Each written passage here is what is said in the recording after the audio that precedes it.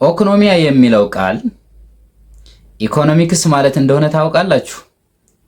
ዛሬ በዚህ ቪዲዮ ኢኮኖሚክስን ኢን ዲቴል ዲፋይን እናደርጋለን። ይህንን ቪዲዮ ሰብስክራይብ ኤንድ ላይክ በማድረግ ጀምሩት። ኢኮኖሚክስ የሚለው ቃል በመጀመሪያ ደረጃ የመጣው ከአንሸንት ግሪክ ነው። እሱም ኦኮኖሚያ ተብሎ ይጠራል። ኦኮኖሚያ ማለት the management of family ማለት ነው according to ancient Greeks. In recent times the economic definition is economics is a branch of social science that deals about how the people, the government and the businesses allocate scarce resources. ሰዎች፣ ነጋዴዎች እንዲሁም መንግስታት ስኬርስ የሆነውን አላቂ የሆነውን ሪሶርስ እንዴት ነው አሎኬት የሚያደርጉት፣ እንዴት ነው የሚጠቀሙት የሚለውን የሚያጠናልን ሳይንስ ነው።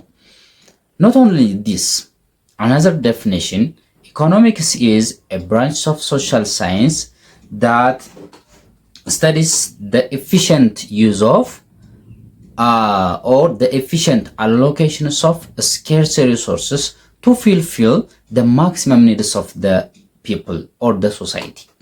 የአጠቃላይ የማህበረሰባችንን ወይም ደግሞ አጠቃላይ የዓለምን ህዝብ ፍላጎቶቹን ፉልፊል ለማድረግ አሁን ላይ ያሉንን ስኬርስ ሪሶርሶች እንዴት አድርገን እንጠቀማለን፣ እንዴት አድርገን ፕሮዲዩስ እናደርጋለን፣ ኤፊሽንትሊ እንዴት ነው የምንጠቀማቸው የሚለውን ዲፋይን ያደርግልናል ማለት ነው።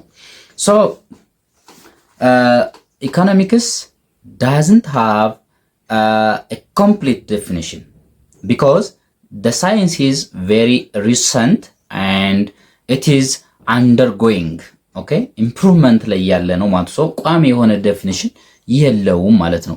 therefore ዲፋይን ለማድረግ ሁልጊዜም ከሪሶርስ አሎኬሽን ጋር ከኤፊሽንት ዩዝ ኦፍ ሪሶርስ ጋር ከአንሊሚትድ ሂውማን ወንትስ ጋር እንዲሁም ደግሞ ከሊሚትድ ስለሆኑ ሪሶርሶች ጋር የሚገናኝ ነው ማለት ነው ኢኮኖሚክስ። በዋናነት ኢኮኖሚክስ እነዚህን ነገሮች ያጠናልናል። ስኬርስ ሪሶርስስ፣ ሁሉም ሀብቶች ምንድናቸው? they are scarce or limited፣ አላቂ ናቸው። how to use this scarce resources የሚለውን ያጠናልናል ማለት ነው። ኢኮኖሚክስ studies about what?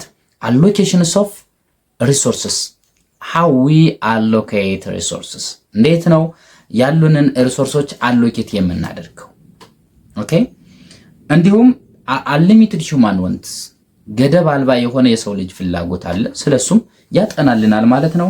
እንዲሁም ስለ efficient use of resources፣ ያለንን ሪሶርስ ማክሲመም የሆነ ፌዚብል የሆነ አውትፑት እንዴት ማምረት እንችላለን የሚለውን ያጠናልናል ማለት ነው። ባጭሩ የኢኮኖሚክስ ዴፊኒሽን ይሄን ነው።